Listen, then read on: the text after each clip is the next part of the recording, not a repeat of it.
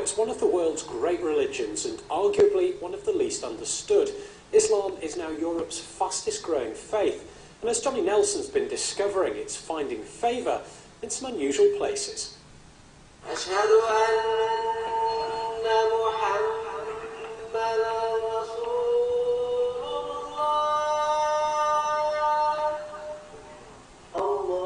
It's Friday prayers. For Muslims, it's the biggest day of the week. And amongst the worshippers at this mosque in Leeds are a growing number of white men who've converted to Islam. Paul Martin became a Muslim 4 years ago. It's been a spiritual and physical journey that's challenged the very core of relationships with friends and family. This seems to be one of those very multicultural mosques that we find ourselves in.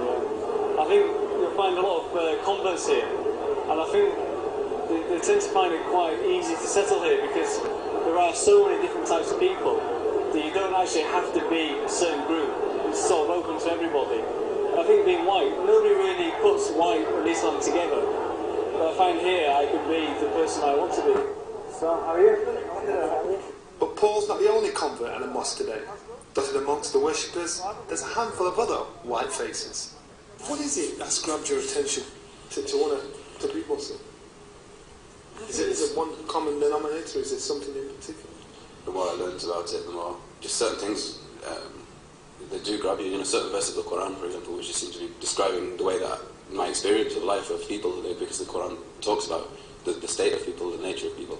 You know, I've no blood relation to any of these people in here, but it's almost as if, you know, they are your family, and if you ever needed anything, you could ring them, and in fact they'd be quite insulted if you didn't ask for their help.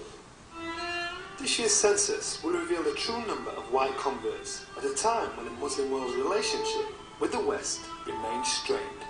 Passengers have been talking about how they had to prevent a man from trying to blow up an American Airlines flight from Paris. From the shoe bomber Richard Reed to the conflict in the Middle East, Islam is a religion in the spotlight.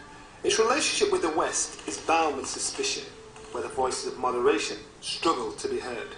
It's taken us from the streets of New York and London to the war zones of Iraq and Afghanistan. So with all this going on, why are there so many white British men converting to a religion that seems to be demonised by most of the media? For Paul Martin, his conversion to Islam was a serious commitment. He's recently completed the Hajj, for many Muslims a once-in-a-lifetime pilgrimage to Mecca.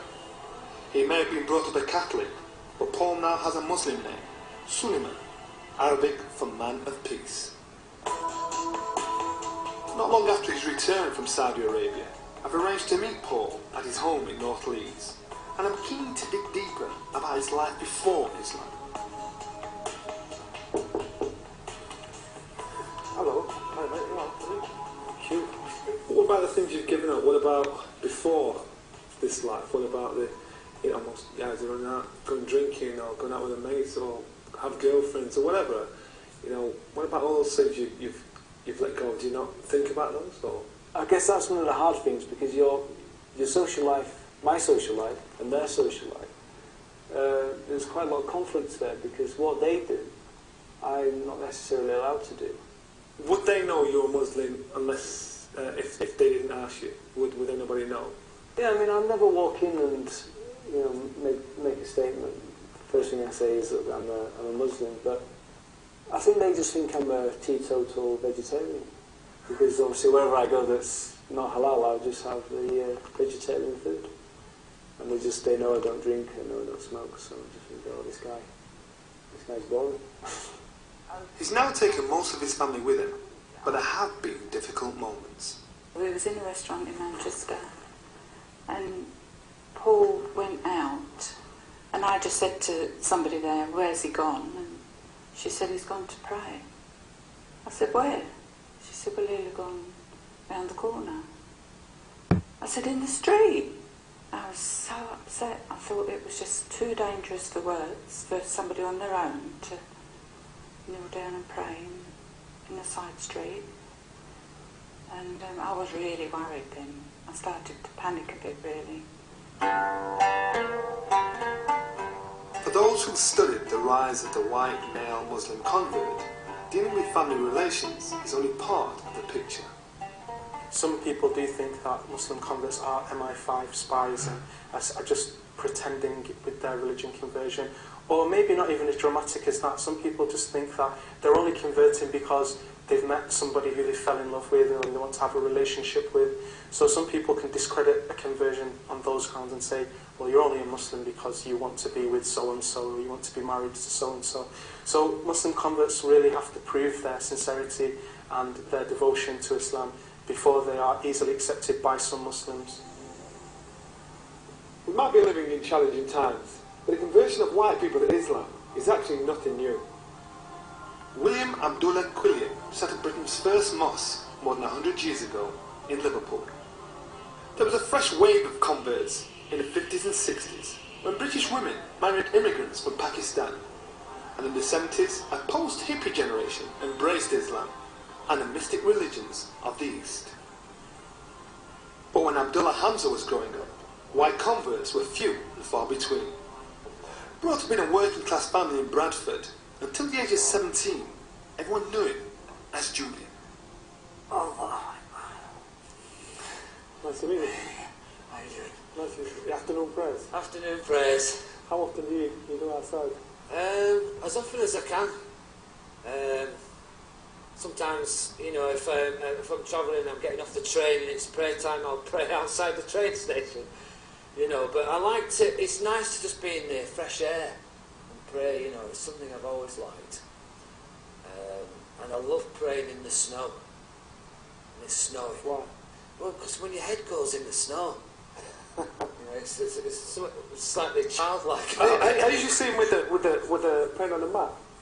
Yeah, I mean, a mat's just a mat, just so that it's clean. I mean, this is clean because it's just earth and rock and mud. So it's classed as clean in Islam. Now a successful musician, he remembers his own conversion and the difficult times he's had. I said to my mother, I said, look, I've been thinking about it, I want to become Muslim now. And she's like, well, calm down, lad, you know, it's not something you just rush into. And I was like, I'm not rushing into it. I've been thinking about it a long time, this is what I want to do. He's been a Muslim for the past 20 years, but prejudice hasn't been too far away. I've been accused of betraying my race, you know, and my culture, and you know, and being called a terrorist and all that type of stuff. You know, the usual stuff, really, even to the point of being called a white packet. But the hardest times have come from within the religion that Abdullah has embraced. In my experience, I've had more prejudice, more problems from Muslims than non-Muslims. Unfortunately, I hate to say it, because of my colour, because of my ethnicity, because I'm looked upon as a second-class Muslim, because I'm a convert. Suspicion, I've even been accused of being a CIA operative. You know, it's ridiculous stuff. Back in Leeds, I'm catching up with Paul to see if he knows where his spiritual journey will take him. How will he balance his English middle-class background with his new Islamic faith?